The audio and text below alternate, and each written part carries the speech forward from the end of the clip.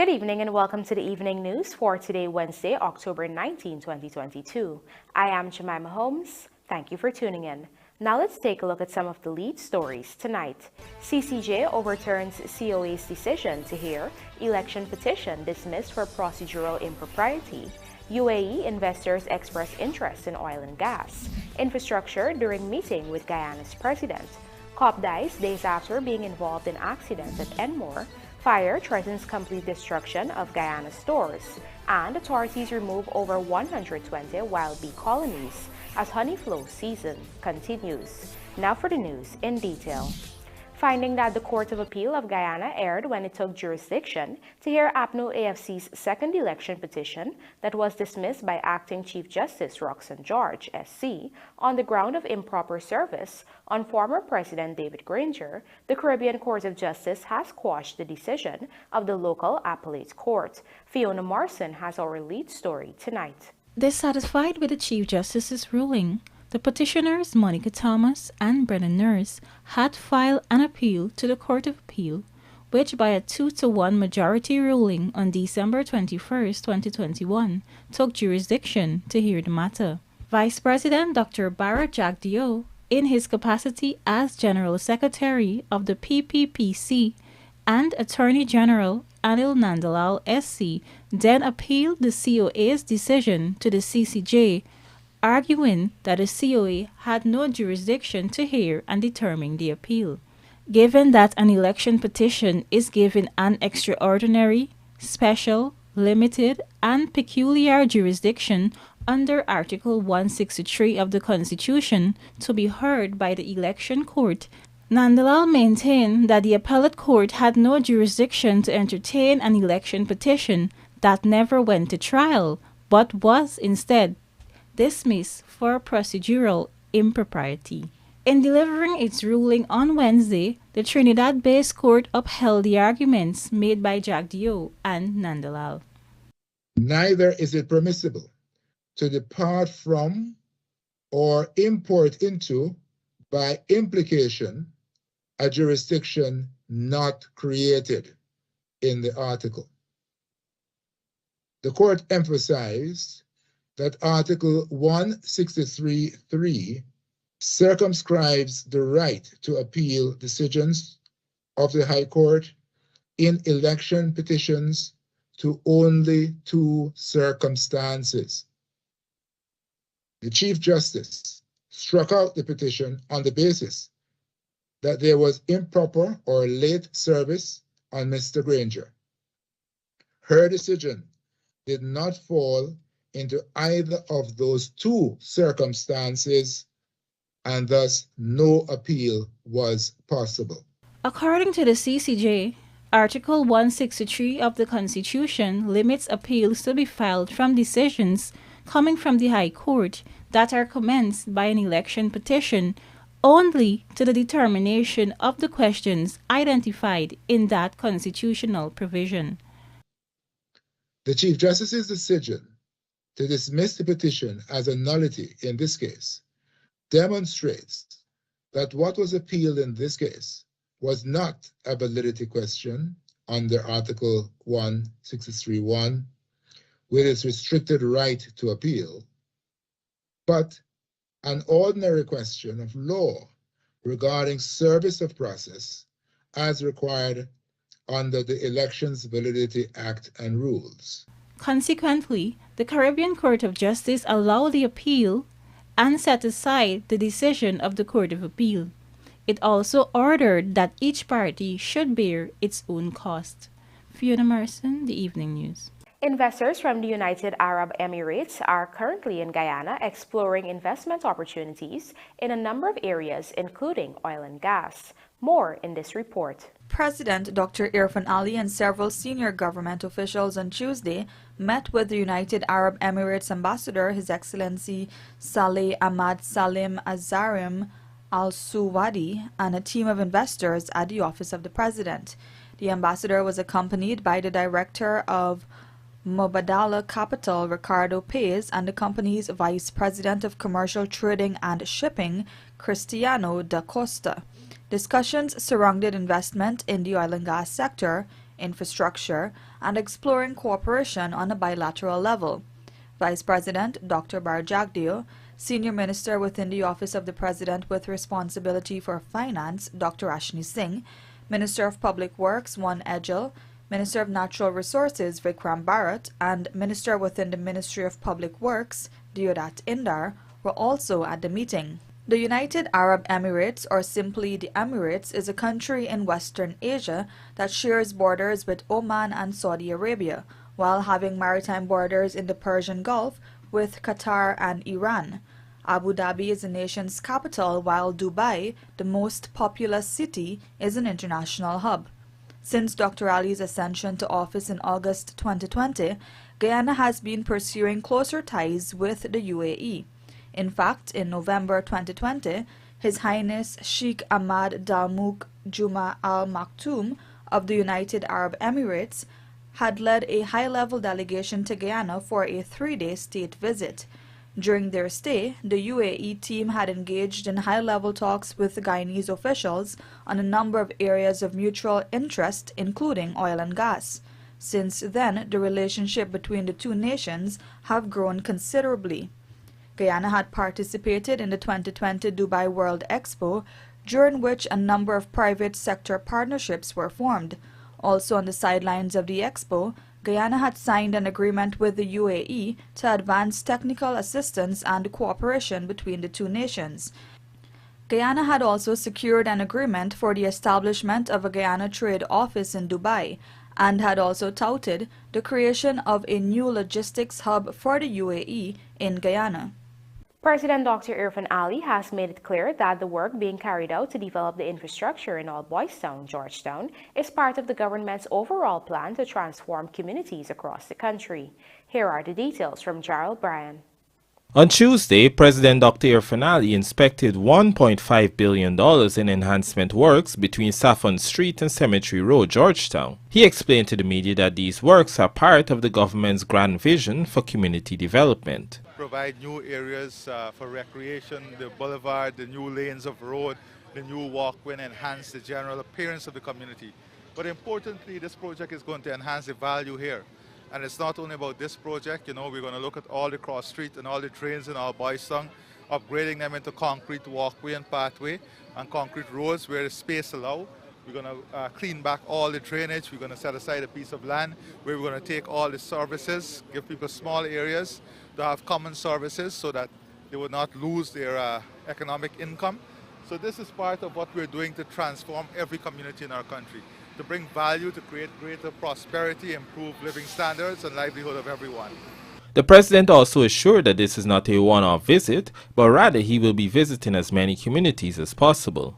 As I said, every single community, as far as time and gives us the opportunity, we'll be visiting to ensure that we work with the people, work with all the people of the country to uplift their lives and bring development to every community. So I thank all the residents. We love you, buddy. We love you, buddy. Hey, we love you, man, buddy. We like where you come to. Respect our man, all right. Why develop real good? The project entails the construction of a double-lane carriageway on the northern side of Independence Boulevard. Additionally, a single-lane carriageway will be constructed on the southern side. There will be a promenade between the two carriageways, which will be 3 meters in width. On both sides of the roads, concrete drains will be constructed. Gerald Bryan, The Evening News. For the month of September alone, the Customs Anti-Narcotics Unit, CANU, has seized a whopping $311 million worth of narcotics. This is according to information released by that Drug Enforcement Unit. The seizure comprises $294 million, or approximately US $1.4 million in ganja, and $17 million, or US $82,000 in cocaine. Most of the narcotics were intercepted in Region 6, 4, and 3. Meanwhile, cannabis continues to be the narcotic most commonly seized by CANU, accounting for 97% of all seizures. In addition to the discovery and seizure of cannabis and cocaine, a quantity of lidocaine, a local anesthetic commonly used for the adulteration of cocaine, and 1 shotgun with 16 live cartridges were confiscated. Moreover, 22 persons were arrested in relation to narcotics possession for the month of September. The males arrested were between the ages of 18 and 58 years old, and the females were between the ages of 18 and 59 years old. Of those arrested, 13 individuals were charged separately for the possession of narcotics. Coming up, APNU still tight-lipped on LG participation, and authorities remove over 120 wild bee colonies as honey flow season continues. Do stay with us. More news ahead.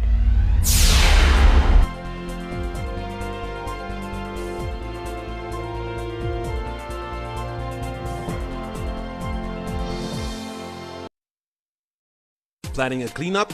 We can help. COA'S waste management skip bins can be provided for home renovation projects, yard cleanups, or construction sites. It's simple. Step 1, just pick up the phone and give us a call. Step 2, we deliver the skip bin size of your choice. Step 3, load the skip with all of your junk. And finally, step 4, we take it all away. It's that simple. Bins are also available in various sizes, so there's no job that's too big or too small. Call COA'S Waste Management today at 218-1455 or 218-11. Cheryl, girl, you want me? Sorry, I'm interrupting y'all. Marla, I'm here taking the census. Girl, you done got a husband already, huh? Miss, I am a census taker, going door to door so that everyone can be interviewed and counted in the National Census 2022. What is the census though? Well, the Population and Housing Census is a count of the population and all the buildings every 10 years. Getting counted transforms an entire nation. From Region 1 to Region 10. You know what? I believe our village needs a health center. I think it needs some roads too. You see the man boots out there, how it full of mud, eh? That's why I'm asking Mrs. De Silva a few questions from our questionnaire. We record the answers and then the data is used to help shape the future of the country. Oh, so the two y'all not... Oh gosh. Contractors, let the quality of your road constructions speak for themselves by investing in a walk-behind vibratory roller from Sylvies. Apart from improving productivity, our roller provides better compaction for soil and asphalt. Designed with the ability to turn, this machine also offers great flexibility for precise work near walls and sidewalks. Order it now before it's gone at sylviesonline.com or at our 31 High and Hatfield Street store. Did you know that when you leave your property unoccupied and unmanaged, it deteriorates much faster than you can imagine? Then before you know it, much of your hard-earned investment is wasted. At Hand in Hand Trust Corporation, property management is our business. Whether you travel for long periods, live overseas, or have several properties that require managing, let us at Hand in Hand Trust Corporation take care of this for you. Your property is safe with us. Hand in Hand Trust Corporation Incorporated, a member of the Hand in Hand Group of Companies.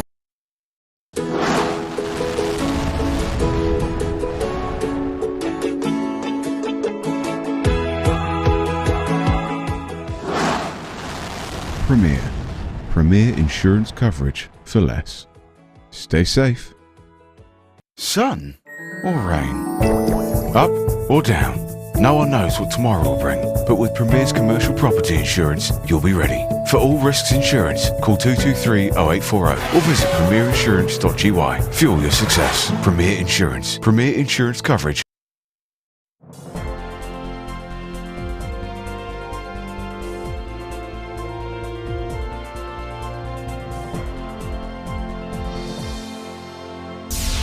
Welcome back. You're watching the Evening News. Constable Roger Clinton Bowen of the Guyana Police Force has died some 5 days after he was involved in an accident at ENMORE on the east coast of Demerara. This newscast was informed that the constable died on Wednesday at about 6:30 hours at the Georgetown Public Hospital. Details on the circumstances surrounding the accident remain unavailable, and police have not issued a statement on the incident. Nevertheless, the Evening News understands that Bowen was involved in a motor vehicle accident on Friday last and was admitted as a patient of the high dependency unit of the Georgetown Public Hospital. We now tell you that a fire of unknown origin this morning threatened the complete destruction of the GUYANA'S Stores Limited building, stretching from Water Street to Main Street, Georgetown. Firefighters dispatched during the wee hours of the day spent hours battling the blaze which had engulfed the upper flat of the age-old structure. The fire was eventually contained, but the damages and losses suffered are still being assessed. GUYANA'S Stores Limited was incorporated in 1976 as a state-owned enterprise to acquire the business and assets of the Booker Group of companies. Today, it is owned primarily by Tony Yassin and Glenn Lal. Reports indicate that the company still owes the government hundreds of millions of dollars for the purchase of the building on Water Street, Georgetown. Rupasina Ryan joins us now to report that the Partnership for National Unity remains tight-lipped on its participation in the upcoming local government elections. And its minority coalition partner, the Alliance for Change, is yet to communicate whether it would jointly contest the polls with the APNU. Here is more.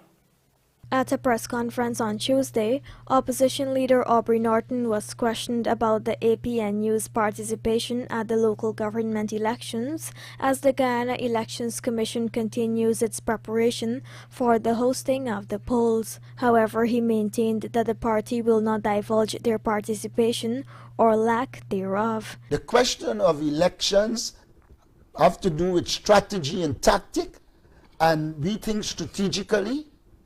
We don't need to say it at this time. We know what we need to say at our membership. We know we have to do our preparation. We will do that. But we will decide at the right time what we say in terms of participation or non-participation. When asked about their coalition partner, the AFC contesting the polls together, Norton shared that the party is yet to communicate its status. The AFC walked it alone before, and we saw the results. I don't want to comment on that. All I would say is this. The AFC has not said to us that they will go it alone. And as a coalition, we are open to discussion. And let us remember, it is two groups in the coalition.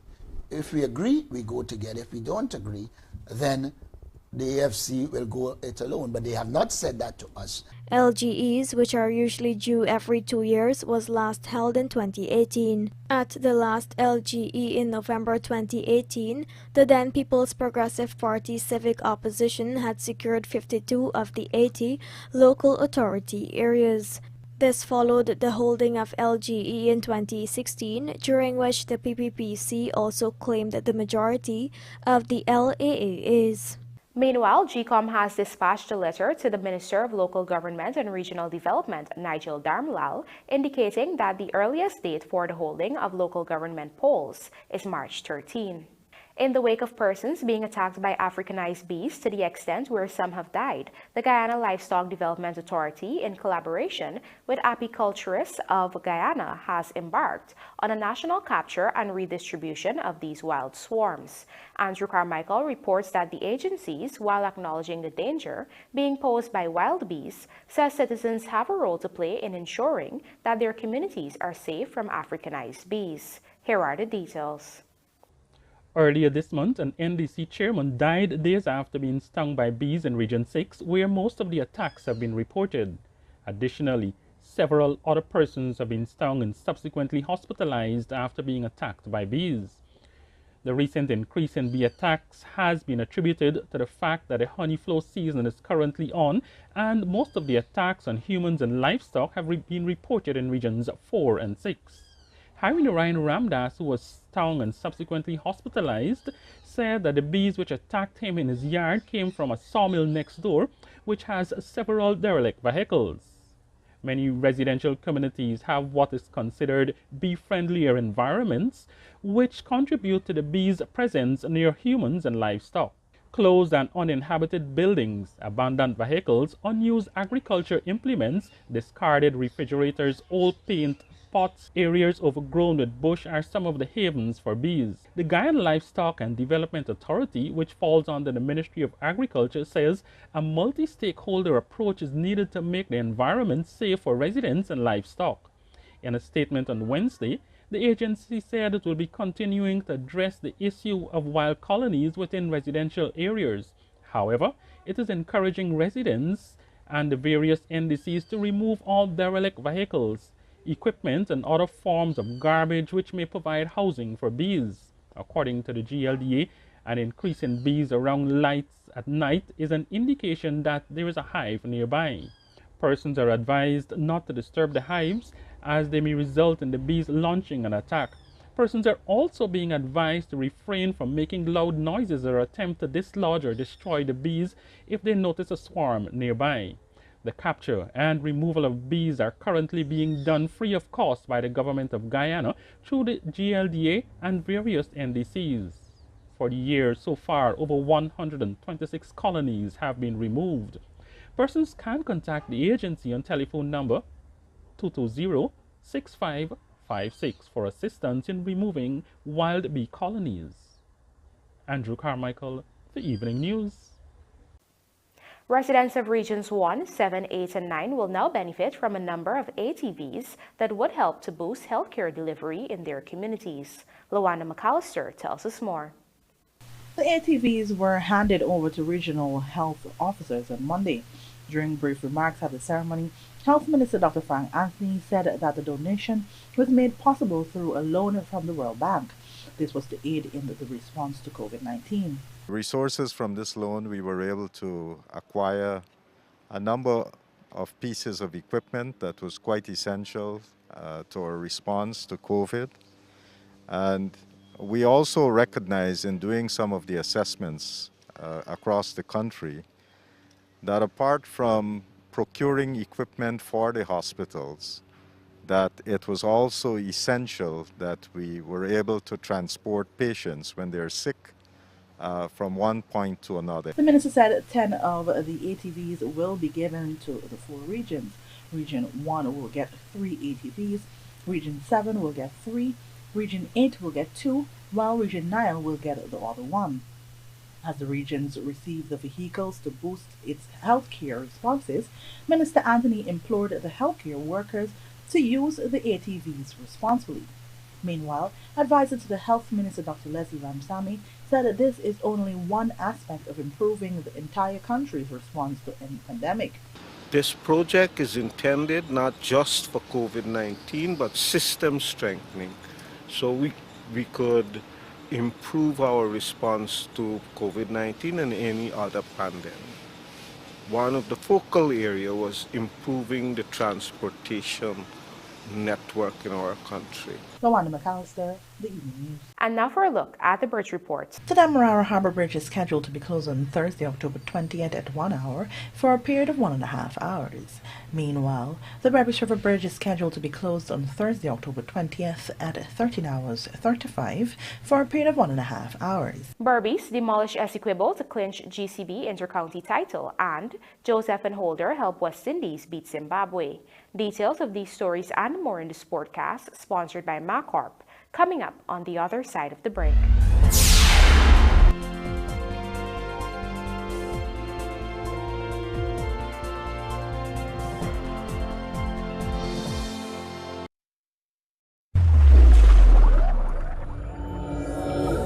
Superbet, com certeza a sua melhor escolha. Com mais de 200 jogos online com Superbet, você aposta é para ganhar. Cadastre-se hoje, tá esperando o quê? Basta acessar o www.superbet.gy, clicar em registrar e você já está apto a participar. Lembrando que o Superbet não é recomendado para menores de 18 anos.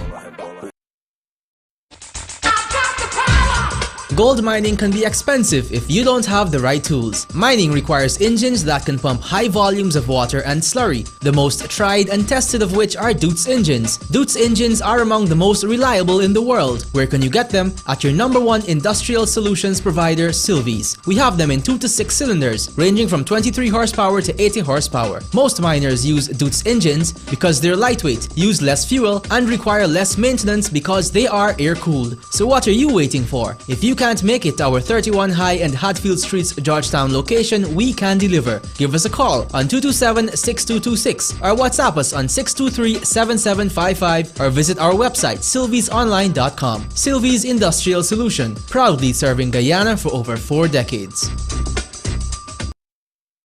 Cheryl, girl, you want me?